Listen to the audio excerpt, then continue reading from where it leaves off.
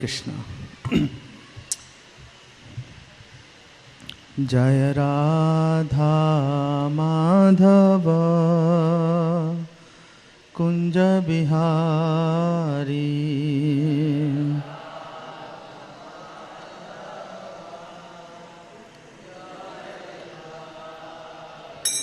जय राधा माधव कुंज बिहारी।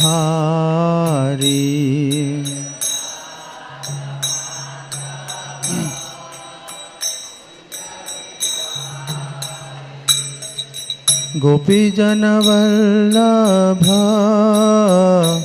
गिरिवरधारी।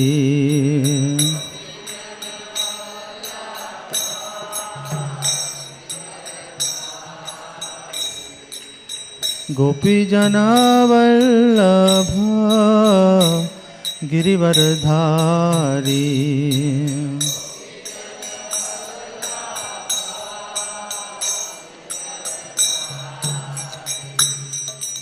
यशोदानंदन ब्रज जन रंजन।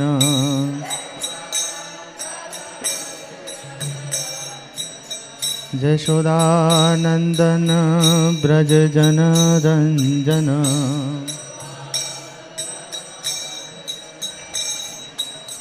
यमुना तीरा बनचारी।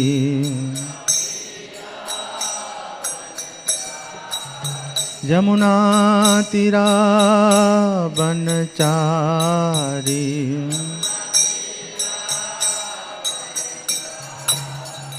जय राधा माधव कुंज बिहारी।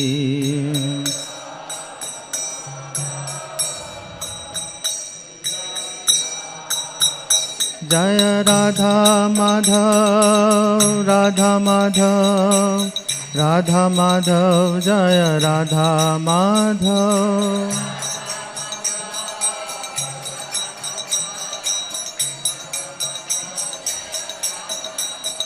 जय राधा माधव राधा माधव राधा माधव। जय राधा माधव।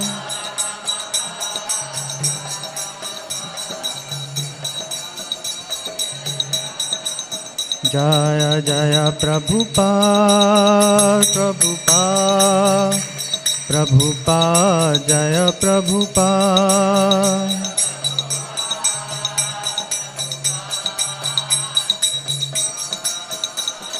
जय जय प्रभुपाद प्रभुपाद प्रभुपाद। जय प्रभुपाद।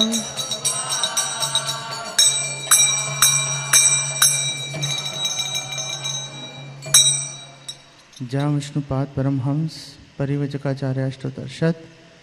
हिज डिवाइन ग्रेस नित्य लीला प्रवेश श्रीमद शील ऐसी भक्ति वेदांत स्वामी श्रील प्रभुपाद की।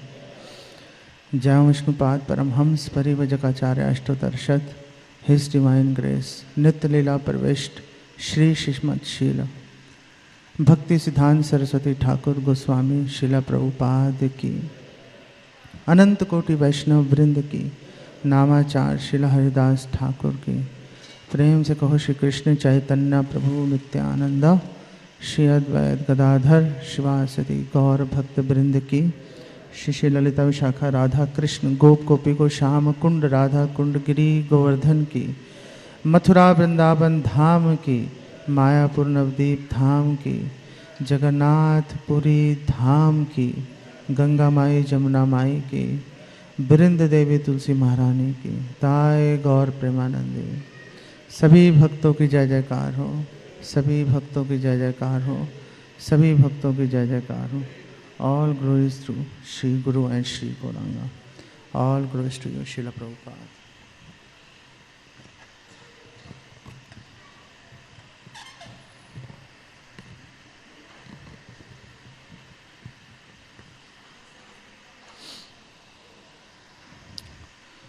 So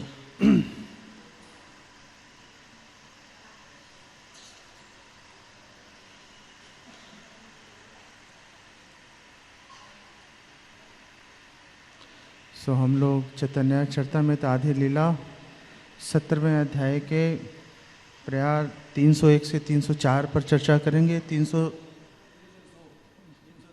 302 से, अच्छा मुझे मैसेज में 301 से बोला था।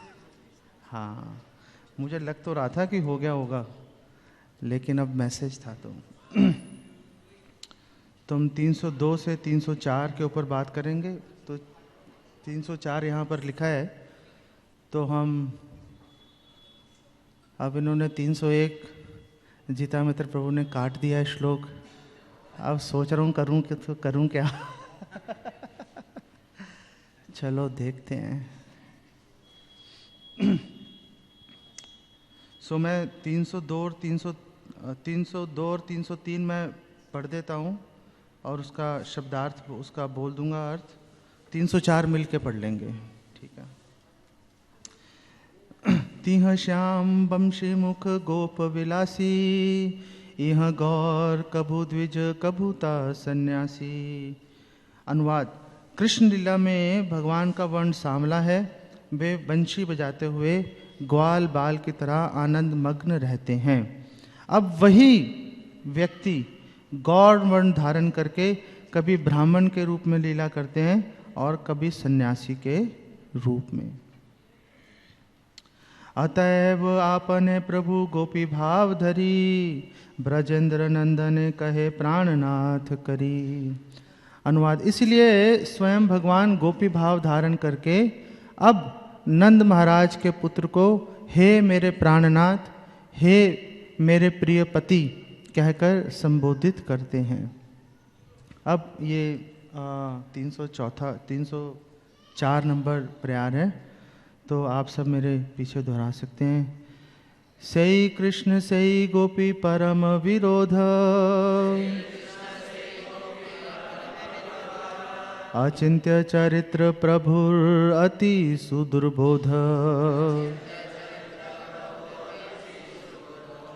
सई कृष्ण सई गोपी परम विरोध, अचिंत्य चरित्र प्रभुर अति सुदुर्बोध। सई कृष्ण सई गोपी परम विरोध, अचिंत्य चरित्र प्रभुर अति सुदुर्बोध।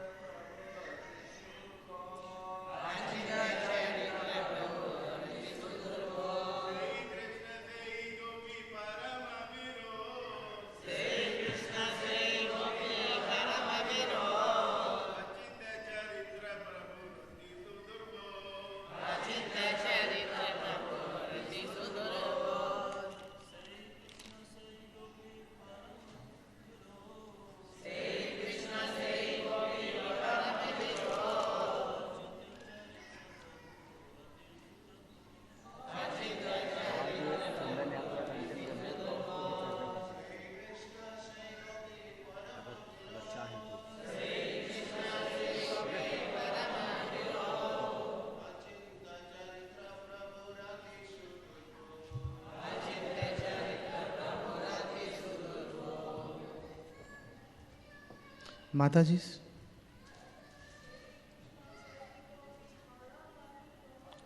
सई कृष्ण सई गोपी परम विरोध, अचिंत्य चरित्र प्रभु अति सुदुर्बोध। सई कृष्ण सई गोपी परम विरोध, अचिंत्य चरित्र प्रभु अति सुदुर्बोध। Okay, well anybody else? Okay fine.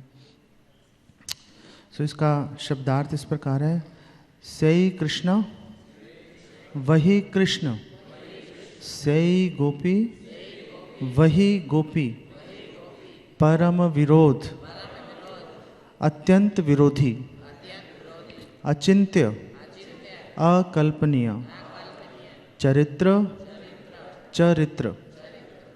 कुछ और ढूंढना चाहिए था, मतलब चरित्र का चरित्र ही लिख दिया तो मतलब क्या पॉइंट है? कुछ और इसका सिनोनिम कुछ लाना चाहिए था वैसे तो।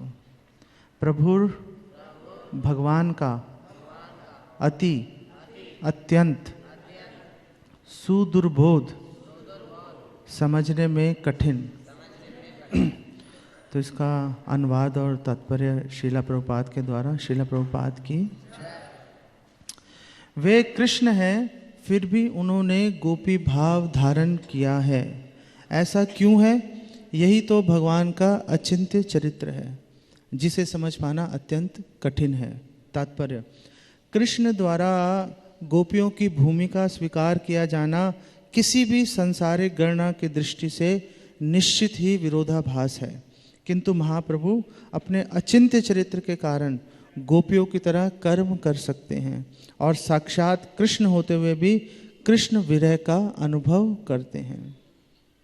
ऐसा विरोधाभास केवल पूर्ण पुरुषोत्तम भगवान में ही संभव हो सकता है, क्योंकि उनकी शक्ति अचिंत्य है, जो असंभव को भी संभव बनाती है। अघट घटन पटीयसी। ऐसे विरोधाभासों को तब तक समझ पाना कठिन है जब तक कोई भक्त गोस्वामियों के निर्देशन में वैष्णव दर्शन का दृढ़ता से पालन न करे। इसलिए कृष्णदास कविराज गोस्वामी प्रत्येक अध्याय की समाप्ति इस श्लोक से करते हैं, श्री रूप रघुनाथ पदे याराश चैतन्य चरतामृत कहे कृष्णदास। श्री रूप तथा श्री रघुनाथ के चरण कमलों की वंदना करते हुए तथा उनकी कृपा की आकांक्षा करते हुए मैं कृष्णदास उनके चरणों का अनुसरण करते हुए श्री चैतन्य चरतामृत का वर्णन कर रहा हूँ।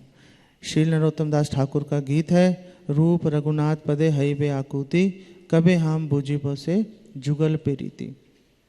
राधा तथा कृष्ण का माधुर्य प्रेम जो जुगल प्रीति कहलाता है, उसे संसारी विद्वान कलाकार या कवि समझ नहीं पाते। यह केवल उन भक्तों की समझ में आता है जो 6 गोस्वामियों के चरण चिन्हों का दृढ़ता से अनुसरण करते हैं। कभी कभी तथाकथित कलाकार एवं कवि राधा कृष्ण के प्रेम व्यापार को समझने का प्रयास करते हैं और इस विषय पर कविता तथा चित्रों की सस्ती पुस्तकें छापते हैं, किंतु दुर्भाग्यवश वे राधा कृष्ण के दिव्य प्रेम व्यापार को तनिक भी समझ नहीं पाते। वे ऐसे विषय में अपनी टांग फंसाते हैं जिसमें वे प्रवेश करने के योग्य भी नहीं हैं।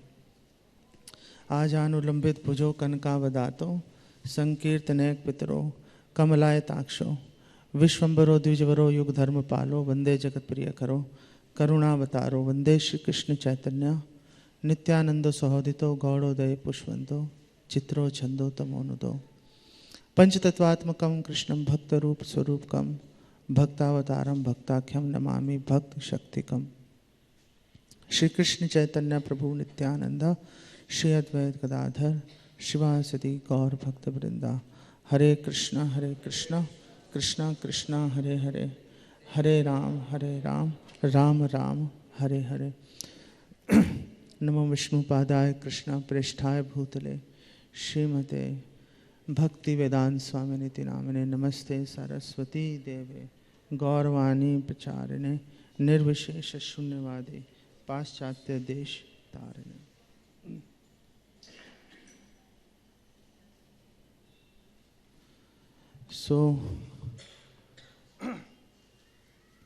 कृष्णदास कविराज गोस्वामी यहाँ पर एक बहुत महत्वपूर्ण सिद्धांत की चर्चा कर रहे हैं। हम 2 विषयों पर यहाँ पर बात करेंगे। हालांकि सोच के तो कुछ और आया था, लेकिन जीता मित्र प्रभु ने एक ही वार से सब धराशायी कर दिया। अब मन में तनाव तो है, क्या बोलूँ आप सबके सामने, देखते हैं। तो दो सिद्धांतों की हम यहाँ पर चर्चा करेंगे। एक सिद्धांत तो ये है कि भगवान का स्वभाव जो है वो परम विरोधी स्वभाव है भगवान का। ये भगवान की स्पेशल क्वालिटी है, परम विरोधी स्वभाव। अगर भगवान का स्वभाव परम विरोधी नहीं होता तो शायद भगवान में आकर्षण भी नहीं होता।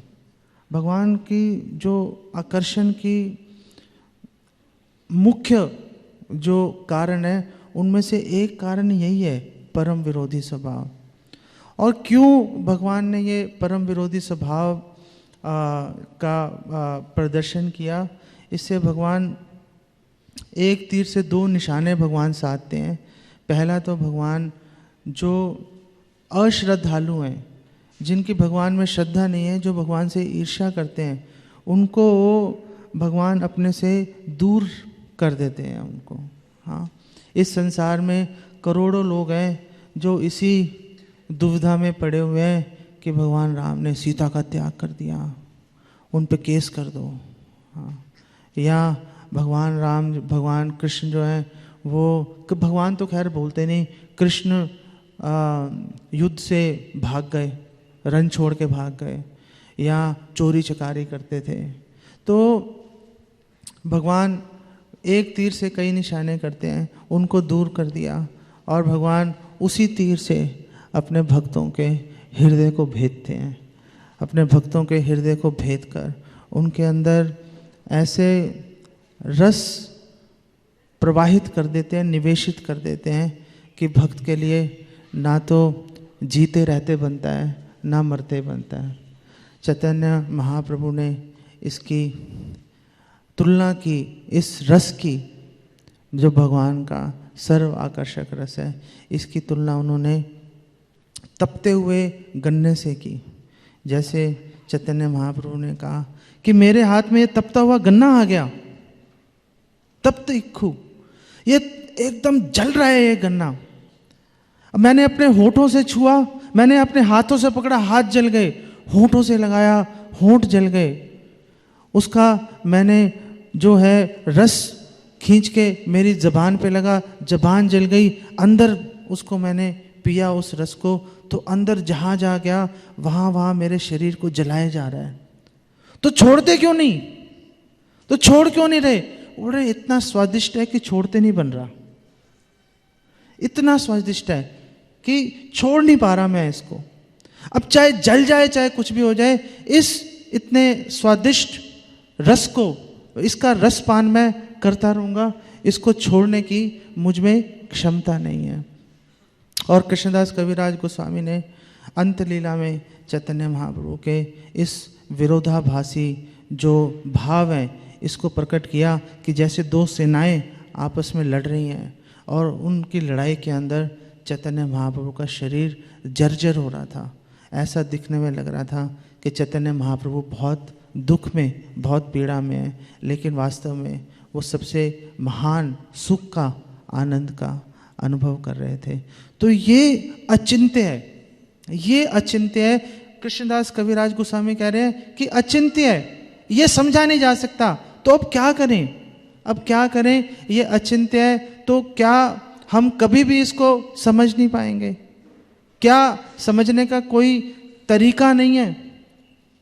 क्या करें अगर अचिंत्य है? समझना छोड़ दें? आखिर करें तो करें क्या? अचिंत्य की भी ऐसी पराकाष्ठा है, ऐसी पराकाष्ठा है कि व्यक्ति भ्रमित हो जाए, बिल्कुल बिल्कुल भ्रमित हो जाए। एक रोटी के टुकड़े के लिए भगवान पीछे भागना शुरू कर देते हैं। रोटी के एक सूखे टुकड़े के लिए सनातन गोस्वामी के पीछे भाग रहे थे, अरे भाई कुछ तो खिला दो, कुछ तो खिलाओ। रघुनाथ दास गोस्वामी के सड़े हुए चावल खा लिए, सड़े हुए चावल खा लिए, दे भी नहीं रहे थे। भगवत गीता में बोल तो दिया, पत्रम पुष्पम फलम तोयम यो में भक्त्या परिचिति, जो भक्ति से मुझे अर्पण करेगा उसको खा लूंगा। बिल्कुल भगवान इसको भी गलत विरोध में चले जाते हैं इसके भी। रघुनाथ दास गोस्वामी ऑफर तो कर नहीं रहे थे कि चलो सड़े हुए हैं लेकिन फिर भी खा लो, ऑफर तो किया ही नहीं। वो खा रहे हैं तो रोक रहे हैं, मत खाओ मत खाओ, फिर भी जबरदस्ती उनके हाथ से छीन कर खा गए। कोलावेचा श्रीधर के लोटे से जबरदस्ती पानी पी लिया। वो कह रहे हैं मैं बर्बाद हो जाऊंगा, मत करो ऐसे, जबरदस्ती कर लेते हैं। पत्रम पुष्पम फलम भक्त्या प्रचिति को तो एक किनारे पे लगा देते हैं भगवान, कह यार तुम साइड पे हो जाओ, अब तो बात चल रही है प्रेम की। ये विरोध है, यही आकर्षण है, यही आकर्षण है।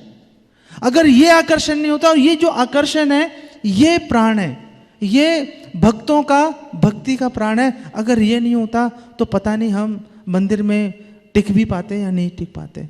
इसके रहते हुए मंदिर में टिक पाना मुश्किल हो रहा है, अगर यही नहीं होता तो पता नहीं हमारा क्या हाल होता था।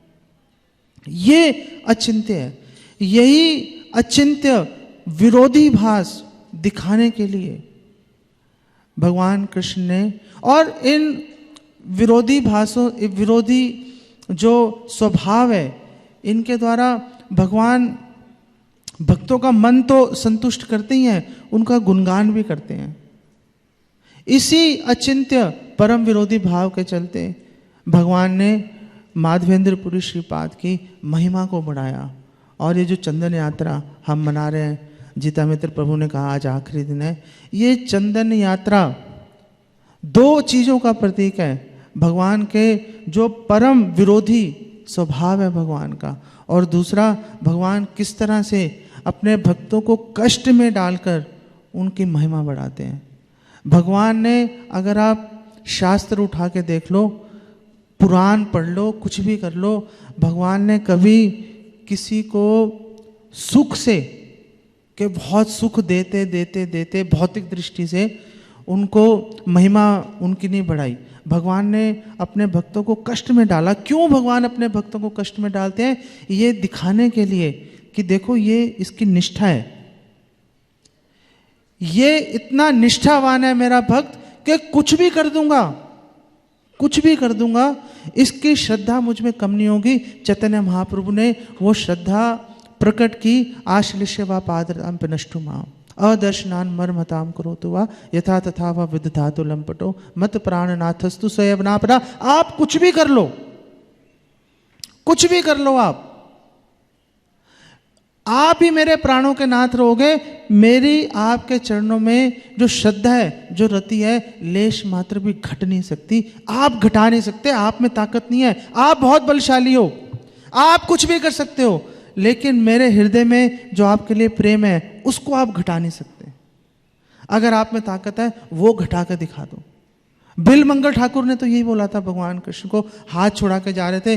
बिलमंगल ठाकुर ने बोला, मान लिया कि तुम ज्यादा ताकतवर हो मेरे से, हाथ छुड़ा के जा रहे हो, अगर इतनी ज्यादा ताकत है हृदय से निकल कर दिखा दो, मान जाऊंगा। ये जो निष्ठा अपने भक्त की दिखाने के लिए भगवान अपने भक्त को दुख में और संकट में डालते हैं। हम श्रीला प्रभुपाद की जय 90% तो इसलिए बोलते हैं, कम से कम मैं तो इसीलिए बोल रहा हूँ कि श्रीला प्रभुपाद की निष्ठा अकल्पनीय है, अचिंत्य है। कितने दुख, कितनी मुसीबतें श्रीला प्रभुपाद के ऊपर टूटी। हार्ट अटैक हो गए, पैरालिसिस हो गया, सेम फ्रिज के अंदर मांस भी रखा हुआ है, कृष्ण प्रसाद भी रखा हुआ है। श्रीला प्रभुपाद ने सब सह लिया। श्रीला प्रभुपाद की अपने, और जो जहाज का जो कैप्टन था उसने श्रीला प्रभुपाद को, जब श्रीला प्रभुपाद उतरे अमेरिका में, तो उन्होंने बोला घबराना मत, अगर बात नहीं बने हम इस डेट पे वापस जाएंगे, आ जाना, कोई टेंशन मत लेना। श्रीला प्रभुपाद ने बोला मर जाऊंगा, वापस नहीं जाऊंगा,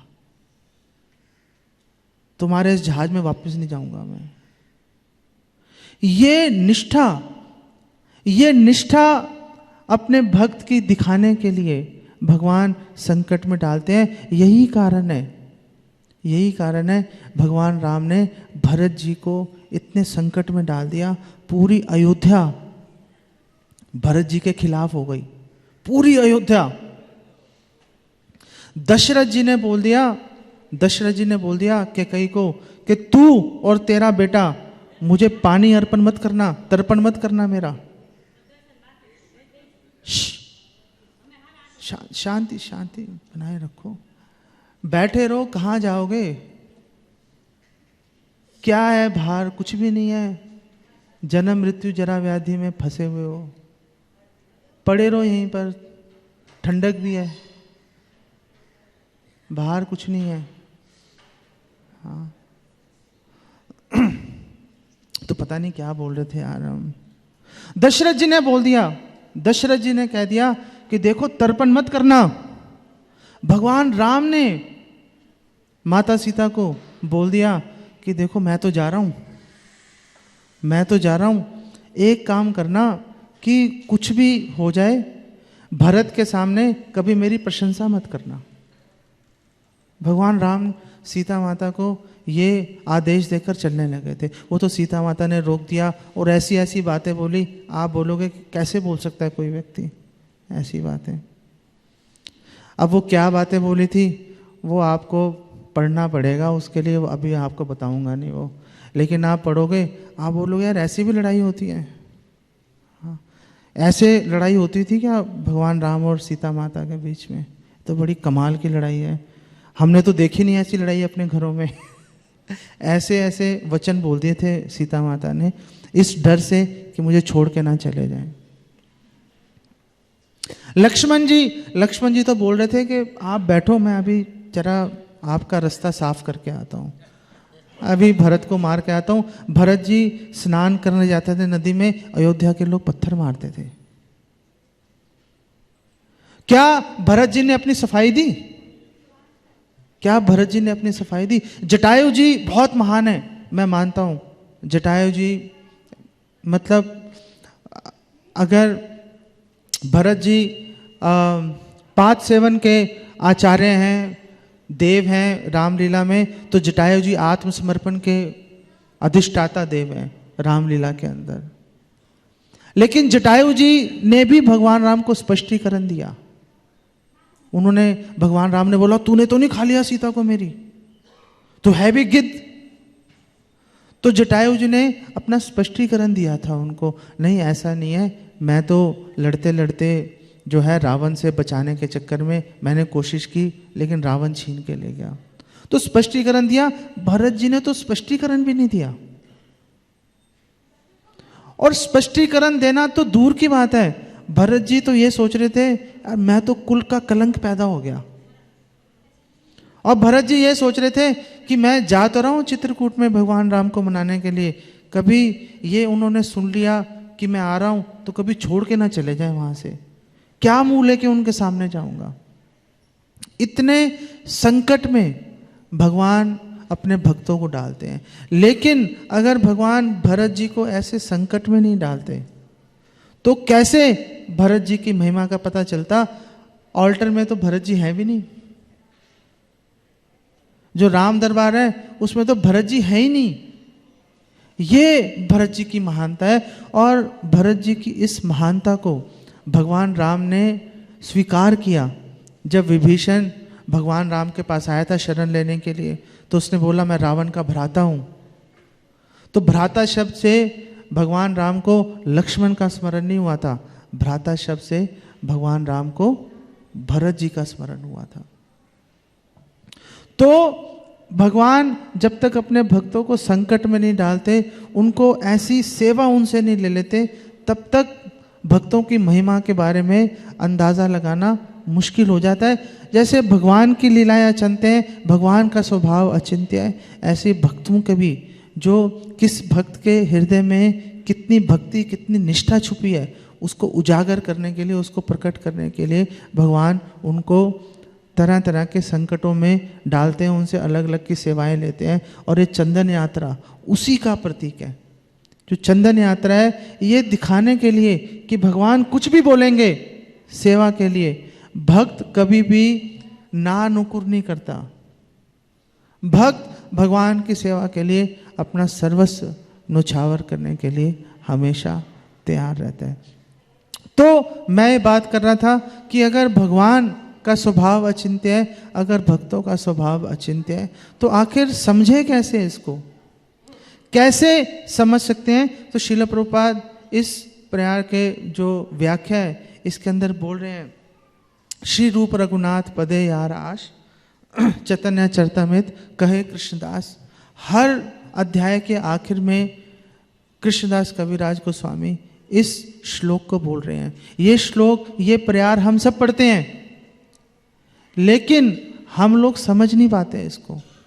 हम लोग क्या सोचते हैं कि हमने रूपा गोस्वामी, सनातन गोस्वामी, रघुनाथ दास गोस्वामी, प्रभुपाद, इनके चरणों की हमें शरण लेनी है। इनके चरणों की शरण एकमात्र आशा है कि हम भगवान को समझ पाएंगे, भक्ति में टिके रह पाएंगे।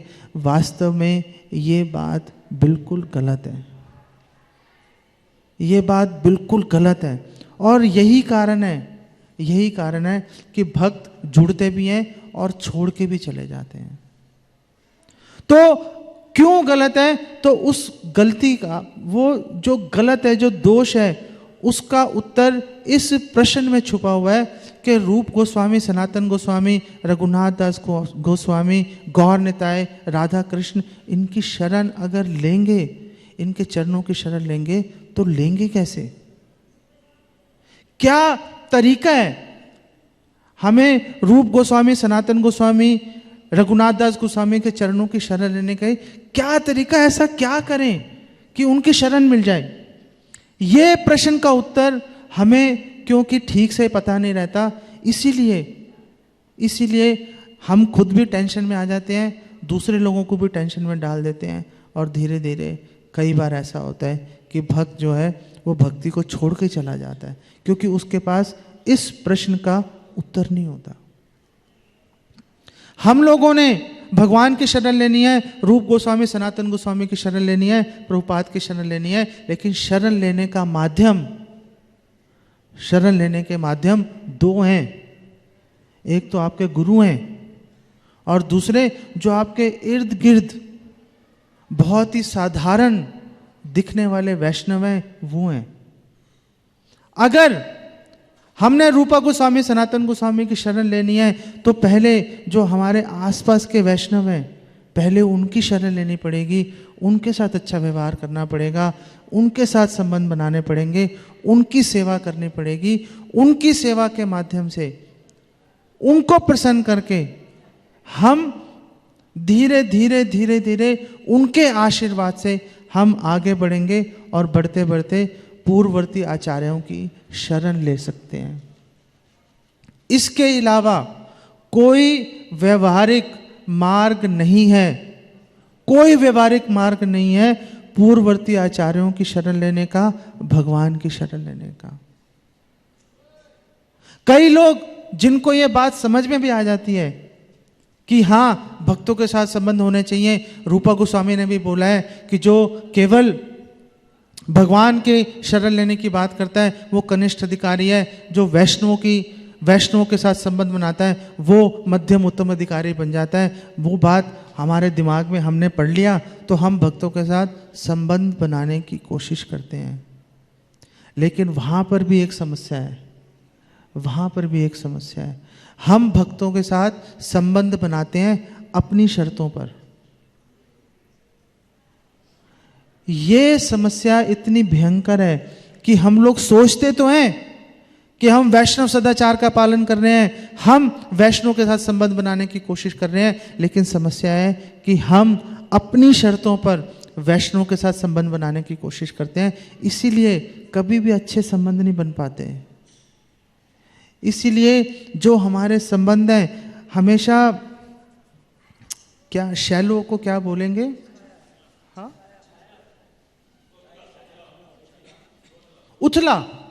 उथले रहते हैं, गहराई नहीं होती उसके अंदर। मिलेंगे, हरे कृष्णा, गले भी लग जाएंगे, वांछा कल्पतरु भी कर देंगे, लेकिन अगर वो सामने नहीं है, परवाह ही नहीं है कि कहाँ पर है नहीं है, जिंदा है, मर गया, ठीक है, बीमार है, कुछ लेना देना नहीं रहता। सामने आमने का खेल रहता है बस। कई बार तो वो भी खत्म हो जाता है। क्यों? क्योंकि हम अपनी शर्तों पर वैष्णव से संबंध बनाने की बात करते हैं। अगर वैष्णव से संबंध बनाना है तो उसकी शर्तों पर संबंध बनाना पड़ेगा। गहरे संबंध बनाने की शर्त है।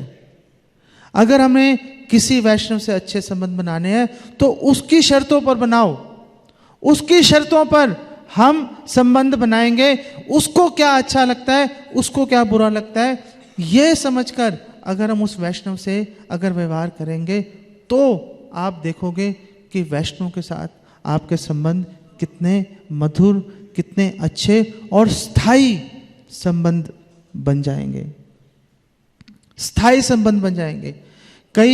एक पीछे हम एक जगह प्रोग्राम में गए तो वहाँ एक भक्त ने क्वेश्चन पूछा कि हमारा लक्ष्य तो अंत काले भगवान की स्मृति करना है, मरते समय भगवान का स्मरण करना है, हमारा कर्तव्य है, हम वैष्णव के साथ अच्छे संबंध क्यों बनाएं? तो मैंने उनसे पूछा, अंत काल में आपको भगवान का स्मरण कराएगा कौन? इस प्रश्न का उत्तर दे दो। हमने उनसे पूछा कि जब आप मरने लगोगे 99% आपकी मृत्यु अस्पताल के बिस्तर पे होगी, कफ पित्त वात से आपका सारे शरीर के सारे जितने भी छेद हैं भर जाएंगे। भागवतम में लिखा है आप कृष्ण बोलने की कोशिश करोगे लेकिन मुंह से क्या आवाज निकलेगी? घुर। भागवतम में लिखा है, नहीं लिखा? घुर घुर की आवाज निकलेगी, कृष्ण नहीं बोल पाएंगे, इतनी तकलीफ हो रही होगी, सारी चेतना हमारी तकलीफ में घुस जाएगी। ऐसी स्थिति में हमें भगवान कृष्ण का स्मरण कौन कराएगा? उस आईसीयू के वार्ड में जहाँ पे हम सारे पड़े होंगे एक ना एक दिन इकट्ठे यहाँ एक एक करके, उस समय हमारे आसपास अगर भक्तों से संबंध अच्छे नहीं होंगे, कौन जाएगा आईसीयू के अंदर आपको हरे कृष्ण मंत्र सुनाने के लिए? ये बता दो। तो अगर वैष्णव से संबंध बनाने हैं, अपनी शर्तों में मत बनाओ। अपनी शर्तों पे वैष्णव से संबंध बनाने का मतलब है आपसे ज्यादा अहंकारी व्यक्ति कोई पैदा नहीं हुआ इस संसार में। आप विदुर नहीं हो, आप दुर्योधन हो, ये याद रख लेना। विदुर बनो, दुर्योधन मत बनो। दूसरों की शर्त पर दूसरों को, दूसरे वैष्णव का ध्यान रखते हुए तो संबंध बनाओ। किसी वैष्णव से अगर बात करना आपको अच्छा नहीं लग रहा तो ऐसा नहीं उसको छोड़ दो, तो उसकी सेवा करो। क्यों उसकी सेवा करो? तो भी क्योंकि हम भी भगवान को कहाँ अच्छे लग रहे हैं, भगवान भी तो हमें झेल रहे हैं। अगर हम भगवान के भक्तों से सही व्यवहार नहीं करेंगे, अगर हम भगवान के भक्तों से उनके किसी भी बात अगर हमें कोई चुभ रही है, बुरी लग रही है, खराब लग रही है, अगर हम किसी भी परिस्थिति में अगर हम रहते हुए भक्तों को सच्चे मन से अगर हम उनकी सेवा करने का प्रयास करेंगे, उनको संतुष्ट करने का प्रयास करेंगे, तो ही भगवान हमारे साथ ऐसा करेंगे। क्योंकि भगवान कह रहे हैं ये यथा माम प्रपद्यन्ते ताम तथैव भजामि हम। तुम मुझसे जैसा व्यवहार करोगे, मुझसे का मतलब केवल भगवान के विग्रह नहीं है, मुझसे का मतलब श्रीला प्रभुपाद ने 1 करोड़ बार बोल दिया कि मुझसे का मतलब है जहां भी भगवान बोल रहे हैं मैं, वहां पे मतलब है भगवान और भगवान के भक्त।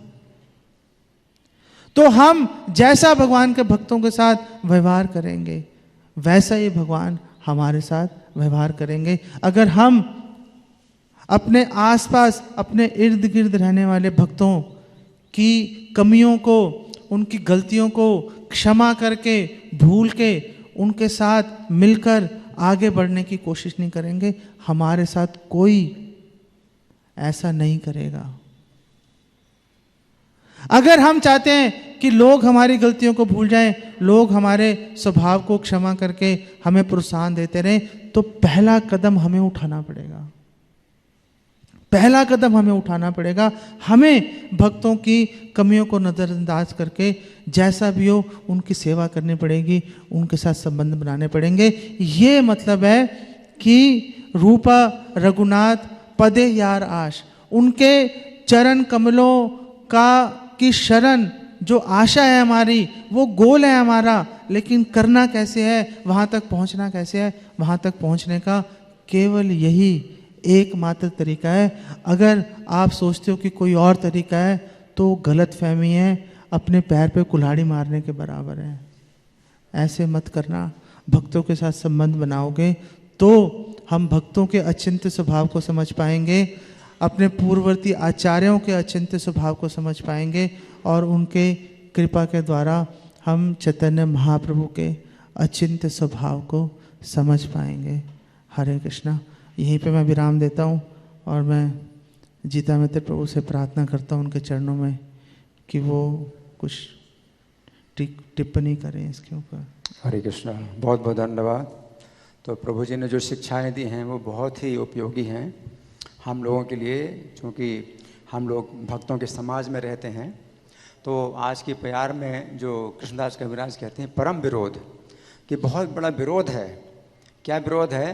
कि जो कृष्ण है वही गोपी। बहुत बड़ा विरोध है, क्योंकि कृष्ण है परम पुरुष, आदि पुरुष। तो पुरुषों में सर्वोच्च जो एक्सट्रीम है वो भगवान कृष्ण हैं, जो कि परम स्वतंत्र हैं और परम भोक्ता हैं। और जो गोपियां हैं तो वो जो है प्रकृति तत्व में जो है सबसे एक्सट्रीम में, सबसे ज़्यादा जिनके अंदर सेवा की भावना, समर्पण की भावना। तो वो जो है गोपी भाव, ये बहुत मतलब एक्सट्रीम है, बहुत ज़्यादा। मतलब ये प्रकृति तत्व का जो है ये भाव है, जो समर्पण, जिसमें समर्पण है, सेवा की भावना बहुत ज़्यादा है। यहाँ पर कृष्ण हैं जो पुरुष हैं, जो भोक्ता हैं और परम भोक्ता हैं, सर्वोच्च भोक्ता हैं। और जो गोपियाँ हैं वो सबसे ज़्यादा जो भोग्या हैं, सबसे ज़्यादा समर्पित हैं। तो कितना बड़ा विरोध है, बहुत बड़ा विरोध है। तो कृष्ण ऐसे हैं जो कि कहीं झुकने वाले नहीं हैं, वो पूर्ण स्वतंत्र हैं। वो किसी के जो है मान को सहन नहीं करते। कृष्ण तुरंत दंड दे देते हैं, तुरंत त्याग देते हैं। और जो गोपियां हैं वो ऐसी हैं कि कृष्ण कितना भी त्याग करें, लेकिन वो जो है कृष्ण के समर्पित हैं, कृष्ण की सेवा भावना है। तो कितना अंतर है, परम विरोध। अचिंत्य चरित्र, लेकिन ये अचिंत्य। तो भगवान का जो चरित्र है वो इतना अचिंत्य है कि जब कृष्ण गोपी भाव स्वीकार करते हैं तो वो इतने ज़्यादा उसमें डूब जाते हैं, इतने ज़्यादा डूब जाते हैं कि ये कोई वो नहीं लगता है कि बनावटीपना है।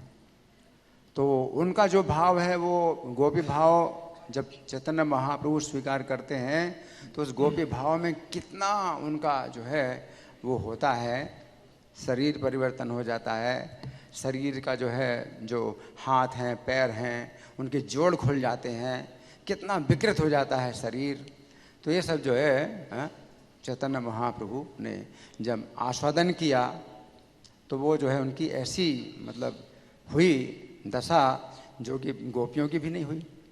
गोपियों में ऐसे नहीं हुआ कि उनके जोड़ खुल जाए, इतना मतलब विकृत शरीर। चैतन्य महाप्रभु शरीर इतना विकृत हो गया, इतना लंबा, इतना चौड़ा हो गया कि कोई पहचान भी नहीं सकता। वो एक मछुआरा के जाल में आ गए, कहते ये तो भूत है, ये तो प्रेत है, ये जो है मैं जो है बहुत डर गया हूँ, मैं बहुत डर गया हूँ। स्वरूप दामोदर गोस्वामी जो है जानते थे, तो उनके लिए सब जो है ये परिचित था। चैतन्य महाप्रभु का ऐसा रूप हो जाता है, और कभी ऐसा रूप हो जाता है कि एकदम कछुए की तरह हाथ पैर अंदर चले गए, बिल्कुल अंदर चले गए, कोई पहचान नहीं सकता। चैतन्य महाप्रभु ऐसे हैं, किसी गड्ढे में पड़े हुए हैं, कैसे बंद कमरे से निकल गए, उनका शरीर एकदम कछुए की तरह हो गया, हाथ पैर ही नहीं, क्या हो गया, ऐसा भाव। तो गोपियों में भी ऐसा नहीं है। चैतन्य महाप्रभु का जो भाव है वो ऐसा है, अचिंत्य है। तो ऐसा कैसे हो सकता है कि एक तरफ तो जो है ये परम पुरुष हैं और दूसरी तरफ जो है प्रकृति, जो आदि प्रकृति हैं, जो राधा रानी हैं, आदि प्रकृति हैं, आदि शक्ति हैं, तो वो जो है उनमें उसमें इतने ज़्यादा आगे बढ़ जाते हैं कि वो उनमें भी नहीं मिलता है ना। तो चैतन्य जो है गंभीरा में जब थे तो अपने नाक मुंह रगड़ते हैं तो उनका नाक छिल जाती है, दीवार में जो है नाक रगड़ते हैं, नाक छिल जाती है ना, खून निकल रहा है। तो ये सब जो अनुभूतियाँ हैं ये स्वरूप दामोदर ने और रामानंद राय, ये दो जो व्यक्ति हैं, तो उन्होंने जो है अनुभव किया है। और वो जो है मतलब चैतन्य चरितामृत में कृष्णदास कविराज ने वर्णन किया। और ये अंत लीला जो है विशेष रूप से चैतन्य चरितामृत जो कृष्णदास कविराज ने लिखी, वो अंत लीला का जो वर्णन है वो विशेष है इसमें, जो कि चैतन्य भागवत में नहीं है। चैतन्य भागवत में वृंदावन दास ठाकुर ने जो वर्णन किया है तो वो फिर आगे वर्णन नहीं कर पाए, क्योंकि जो आदि खंड में उन्होंने श्री चैतन्य की बाल लीलाओं का वर्णन किया बहुत सुंदर, और मध्य खंड में भी उन्होंने बहुत सी लीलाएं वर्णन की हैं चैतन्य महाप्रभु की। तो जो जगन्नाथपुरी में जो लीलाएं हुई हैं उनकी तो फिर वो कर नहीं पाए, क्योंकि ग्रंथ विस्तार का भय होता था।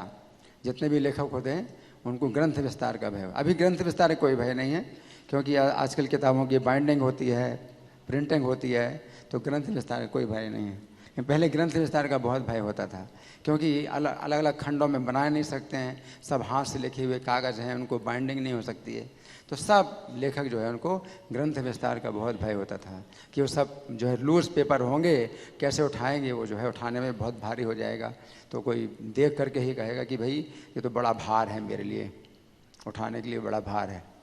तो ऐसी स्थिति में जितने भी लेखक हैं वो ग्रंथ विस्तार से हमेशा भयभीत रहते थे।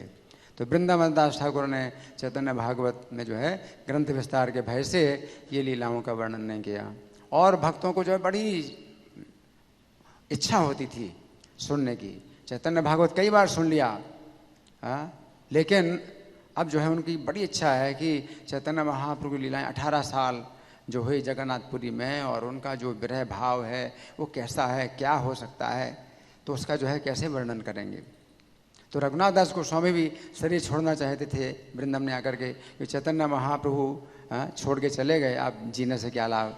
तो रूप गोस्वामी सनातन गोस्वामी ने समझाया कि नहीं, ये लीलाएं तुम बताओ, और तुम्हारे बताने से हम सब लोगों को जीवन मिलेगा, क्योंकि हमने नहीं देखी ये लीलाएं चैतन्य महाप्रभु की, और इनसे आपको भी जीवन मिलेगा, आपका भी जो विरह है वो दूर होगा।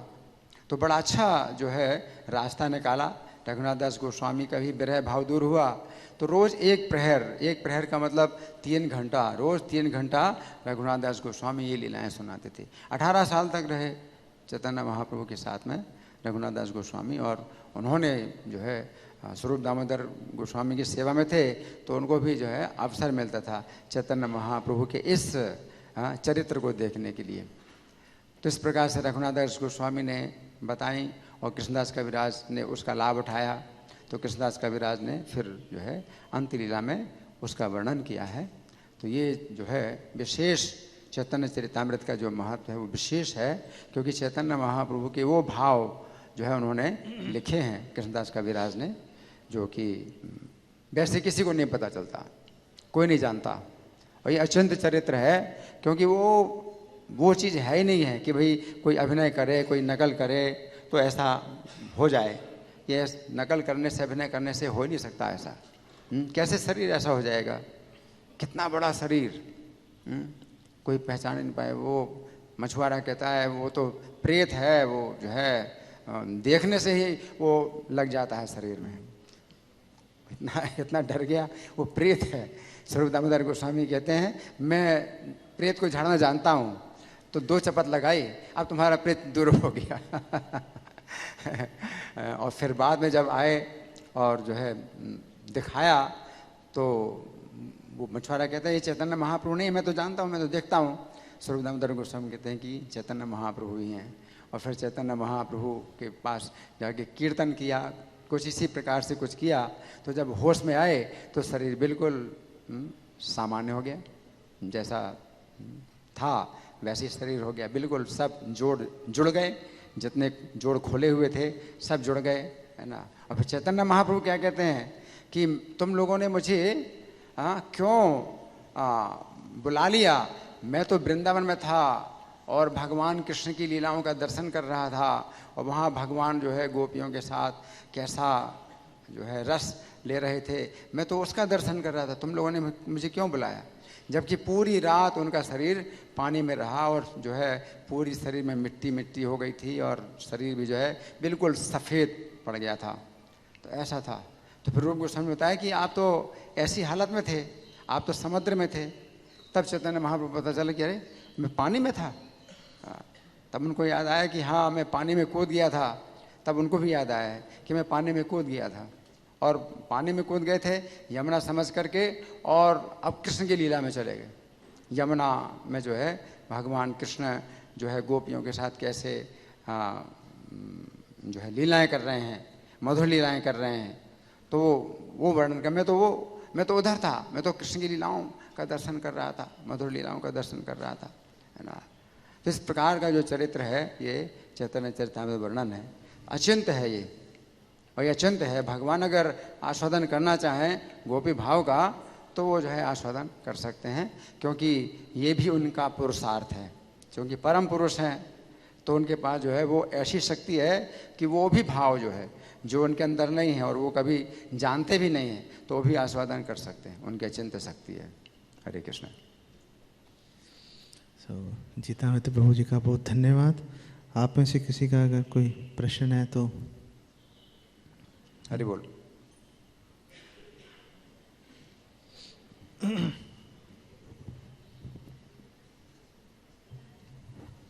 हरे कृष्ण प्रभु जी। प्रभु जी, जैसे आपने बताया कि हमें आचार्यों का भाव समझना है तो जो हमारे आसपास भक्त हैं उनकी सेवा करनी पड़ेगी, लेकिन हमारे अंदर बहुत सारी कमियां हैं जिसके कारण हम सेवा करने का प्रयास करते हैं लेकिन हम उनको प्रसन्न नहीं कर पाते हैं उन कमियों के कारण। तो हमें फिर मतलब उसका कारण हमें डांट भी खानी पड़ती है या कुछ होता है, तो फिर हम लोग उस सेवा को कंटिन्यू करने का प्रयास छोड़ देते हैं। तो इसमें हम कैसे अपनी कमियों को दूर करें और सेवा में लगे? देखो, पहली बात ये है कि ऐसा नहीं है कि हम में थोड़ी बहुत कमियां हैं, हम गलतियों के पुतले हैं। हम ऐसा नहीं है कि हम में कोई 2, 4, 5 हज़ार 1 लाख कमियां हैं, हम बने ही उससे हुए हैं। ये बात याद रखना। और पंजाब में एक कहावत है, पंजाब में हमारे तो चले गए मेरे ख्याल से अभी प्रभु जी, हमारे कृष्ण प्रिय प्रभु, और पंजाब में कहावत है कि उसका भावा बेसिकली अनुवाद ये है कि जो माँ बाप की जो गालियाँ होती हैं वो घी के समान है। जैसे आप घी खाओ तो शरीर पुष्ट हो जाता है ना, ऐसे माँ बाप की गालियाँ भी उसी के समान है। तो ये याद रखना चाहिए, जो वैष्णव है उनकी जो डांट है वो घी के समान है। अब समस्या क्या है कि हम लोग, अब बुरा मत मानना, मैं अपने आप को कह रहा हूँ, हम लोग जैसे कुत्ते को घी नहीं पचता, वही हालत हमारी है। हम लोग घी को पचा नहीं पा रहे हम लोग। लेकिन अगर हम किसी ना किसी तरीके से उसको सहन कर लें, पता है बात क्या है? बात यह है कि जब हम आगे बढ़ते हैं ना तो हम पीछे के विकल्पों को ख़त्म नहीं करते हम। ये प्रॉब्लम है। प्रॉब्लम ये है कि जब हम भक्ति में आते भी हैं ना, जैसे आप लोग ब्रह्मचारी बन गए, जो कि बहुत ही कठिन है, पता नहीं कैसे बन गए आप लोग, इतना कठिन है। अरबों लोगों में से आप कुछ 2-4 दर्जन ही बन पाए, इतना कठिन है, देख लो। लेकिन उससे जब हम ब्रह्मचारी बन गए तो हम ना अपना जो हमारा सेविंग बैंक अकाउंट है उसको नहीं बंद करवाते हम, वो अकाउंट हम खोल के रखते हैं हमेशा कि यार कुछ हो गया वापस चले जाएंगे। एक अंग्रेजी में कहावत है, burn the bridge, you cross the bridge, you burn the bridge. आपने एक पुल पार किया, जला दो उसको यार, उड़ा दो, बम से उड़ा दो उसको। अब आपने पिछला जो पुल जला दिया, उसको उड़ा दिया, अब आप वापस जाना चाहते हो, जा ही नहीं सकते। अब क्या करोगे? अब आपको मन मार के रहना पड़ेगा। हम लोग पीछे हट जाते हैं क्योंकि हम जो पुल पार करके आए थे उसको जलाते नहीं हैं। हम उस पुल को जला दो, उस पुल को, फिर देखना आप कैसे टक टक टक टक करके आगे 100 की स्पीड पे भागोगे, आगे बढ़ जाओगे आप। पिछला पुल जलाना पड़ेगा, पिछला पुल जलाओगे बात बन जाएगी आपकी। ठीक है, ओके। और किसी का? हरे कृष्ण प्रभु जी। प्रभु जी, मेरा एक प्रश्न था कि जैसे हम, आपने परमिशन नहीं ली क्वेश्चन पूछने से पहले, पता है? पहले मैंने उनको देखा था हाथ खड़े किए हुए। चलो अब तो आप पूछ लो, अब तो माइक भी आपके हाथ में ही है। हाँ बोलो। हरे कृष्ण प्रभु जी, जैसे हम किसी डिवोटी का केयर करते हैं तो मतलब हम निस्वार्थ नहीं कर पाते। हमें लगता है कि मतलब निस्वार्थ भाव से निस्वार्थ, अच्छा हाँ, अच्छा। हम सेवा नहीं कर पाते हैं। हाँ। हमें लगता है कि मैं कर रहा हूँ तो जब मुझे ज़रूरत होगी तो ये भी करेंगे। तो इसको अच्छा है, अच्छा है। हमारे मन में ये स्वार्थ भाव भी रहेगा तो भी अच्छा है सेवा करते रहना।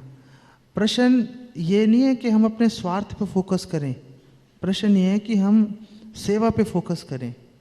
फिर धीरे धीरे अनर्थ निवृत्ति होगी, वो जो स्वार्थी भाव है वो निस्वार्थ में बदल जाएगा, लेकिन आपको टाइम देना पड़ेगा उसको।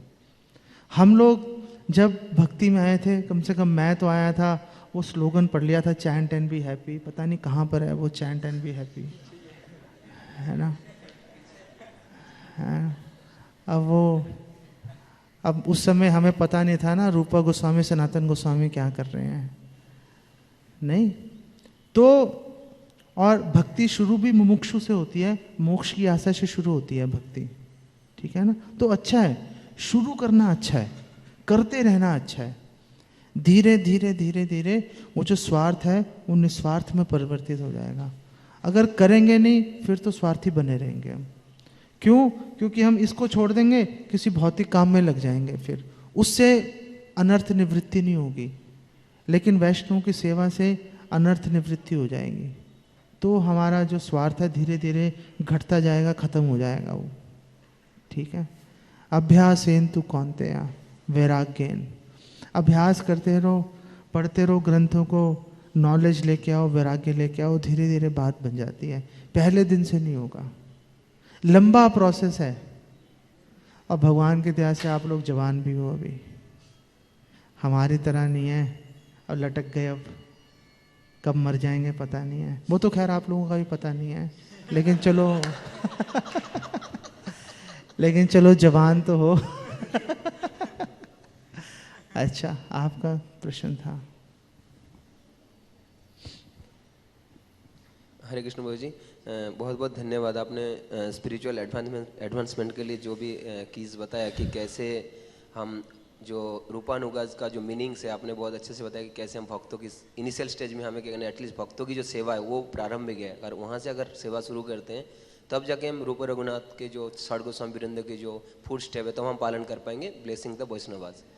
सो प्रभु जी, जैसे हम देखते हैं कि शुरू में जब हम आते हैं तो भक्तों के प्रति इतना ज़्यादा मतलब श्रद्धा नहीं हो पाता, ज़्यादातर हम भगवान के प्रति श्रद्धा रख पाते हैं। और जैसे भी मैं पढ़ा था भागवतम में कि कनिष्ठ अधिकारी ज़्यादातर भगवान के साथ ही रिलेशन बना पाते हैं और भक्तों के बीच में नहीं कर पाते। जैसे जैसे एडवांसमेंट होता है फिर भक्तों के बीच में वो डीलिंग्स कर पाते हैं। तो यहाँ पे जैसे नेक्टर ऑफ इंस्ट्रक्शन में मैं पढ़ा था प्रीफेस में, वो बता रहे थे कि जो ये जो आपने श्लोक आया था इसमें कि रूप रघुनाथपति होई भी आकुति कबे हम पूजे वैसे युगल प्रीति। तो इसमें मतलब बता रहे थे कि प्रभुपाद जी बार में कब जो षड गोस्वामी के जो स्क्रिप्चर है कब मैं अंडरस्टैंड कर पाऊंगा, कब समझ पाऊंगा। तो इसमें ये बता रहे थे कि पहले प्रभुपाद जी जोर देते कि अपने माइंड को कंट्रोल करना है, और प्रभुपाद जी ने बहुत अच्छा प्रोग्राम दिया, मॉर्निंग प्रोग्राम से। जैसे हम देखते हैं कि जब हम मॉर्निंग प्रोग्राम में आते हैं और अच्छे से मॉर्निंग प्रोग्राम होता है। प्रश्न क्या है? यही मैं कह रहा हूँ जी। नहीं आप छोड़ो, मैं समझ जाऊंगा, आप प्रश्न पूछो आप। तो प्रभु जी मतलब स्टार्टिंग में भक्तों के प्रति कैसे वो जो जैसे हमने निस्वार्थ भाव से किया, उन्हीं के इच्छा से कार्य करना, उनका जो इच्छा उसकी पूर्ति करना, ना कि आपने सेल्फिश डिजायर से कुछ करना। तो ये कैसे स्टार्टिंग से ये चीज हैबिट्स में लेके आ जाए? तो शुरू से हम कैसे इस बात को अपने हृदय में लेके आए कि हमें भक्तों के साथ मिलकर चलना चाहिए, भक्तों को संतुष्ट करने का प्रयास करना चाहिए शुरू से ही, है ना? हम कैसे कर लें? हाँ, तो बस आप ये क्वेश्चन पूछ लेते यार आप। सो वेल, इसका एक ही तरीका है, कम से कम गुरु में तो श्रद्धा है ना, प्रभुपाद में श्रद्धा है। प्रभुपाद कह रहे हैं आपस में कॉपरेशन से रहो। तो प्रभुपाद के उस इंस्ट्रक्शन को पूरा करने के लिए, प्रभुपाद को संतुष्ट करने के लिए, उस बात को भक्तों के साथ अच्छे संबंध बनाने की कोशिश करनी चाहिए, सिर्फ उस इंस्ट्रक्शन को पूरा करने के लिए कि भक्तों के साथ मिल के रहना है। और क्यों प्रभुपाद ने ये बात बोली है कि मिल के रहो? क्योंकि बहुत मुश्किल है। अगर आसान होता क्यों बोलते? प्रभुपाद ने तो हमें नहीं बोला कि रसगुल्ले खाओ, गुलाब जामुन खाओ, स्वाभाविक प्रवृत्ति है, खा ही लेंगे हम। प्रभुपाद ने क्यों बोला कि मिल के रहो? क्योंकि मुश्किल है मिल के रहना।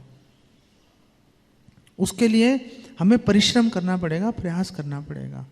तो हमारी इस भक्त में श्रद्धा नहीं है, लेकिन हमारी प्रभुपाद में श्रद्धा है।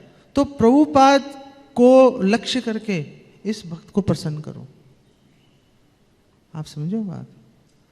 फिर धीरे धीरे धीरे धीरे देखो, ये कहना आसान है कि मधुमक्खी बन जाओ, मक्खी मत बनो, कहना आसान है, लेकिन हम सब में दोष दृष्टि है। दोष पहले दिखाई देते हैं, गुण बाद में दिखाई देते हैं। बल्कि शुरू में तो जब हम भक्ति में जुड़ते हैं तो दोष कम दिखाई देते हैं, मंदिर वृंदावन दिखाई देता है।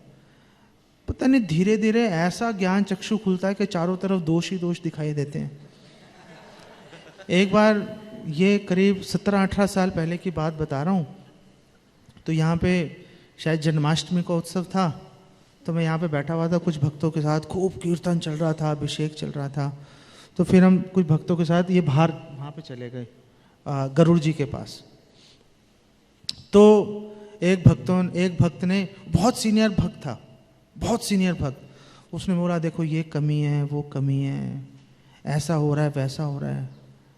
तो मैंने उनको बोला, मैंने कहा प्रभु जी मुझे तो दिख नहीं रहा ऐसा कुछ, मुझे तो सब अच्छा दिखाई दे रहा है। बोल रहे हैं अभी तुम्हारे ज्ञान चक्षु खुले नहीं है।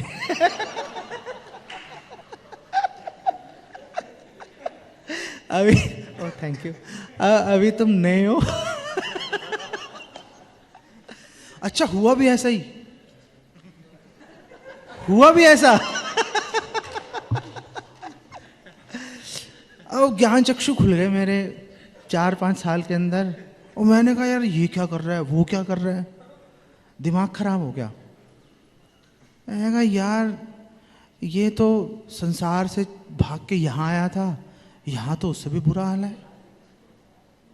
तो क्या हुआ, मेरा दिमाग खराब हो गया।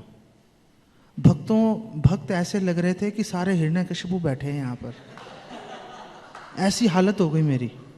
मैं हकीकत बता रहा हूँ आपको, ऐसी हालत हो गई। भक्तों के साथ रहना दुर्बर हो गया, छोड़ के चला गया मैं, छोड़ दिया मैंने बोला यार घर में रह के आराम से एकांत की भक्ति करूँगा मैं, उसमें मज़ा आएगा। तो फिर एक भक्त थे, उन्होंने मुझे भक्ति में भी लाने वाली वही माता जी थी। तो मैंने ऐसी एक बार उनको बात किया, बड़ी प्रॉब्लम्स हैं, बड़ी समस्याएं हैं, ऐसा है वैसा है। तो उन्होंने मुझे बोला कि चलो, वो गिरिराज महाराज के शिष्य हैं वो।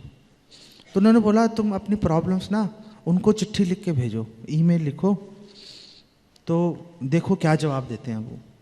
मैंने कहा ठीक है। तो मैंने गिरिराज महाराज को ईमेल लिखी, वो 10 पेज की मैंने लिखा, वो उसमें ये कमी है, उसमें ये कमी है।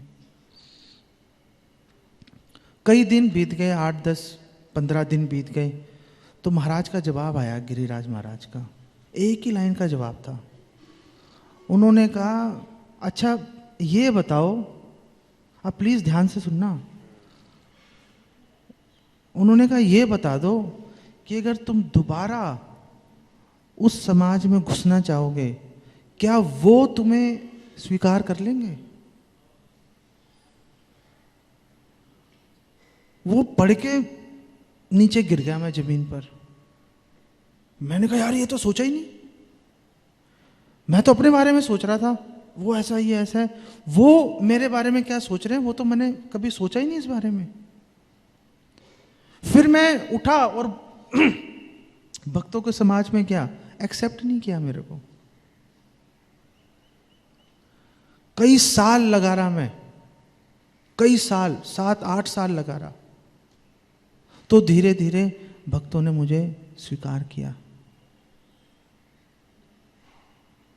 तो प्रश्न ये है मैं आमतौर पे अपने गुणों की ज़्यादा चर्चा करता नहीं सभी हिरण्यकशिपु दिखाई दे रहे थे, मैं बताता नहीं हूँ किसी को। प्रश्न ये है कि आप दूसरों के बारे में क्या सोच रहे हो, समझ में आ गया। अरे ये भी तो देखो दूसरे आपके बारे में क्या सोच रहे हैं। आप दूसरे भक्तों के साथ रह रहे हो, झेल रहे हो, आपको भी तो दूसरे झेल रहे हैं।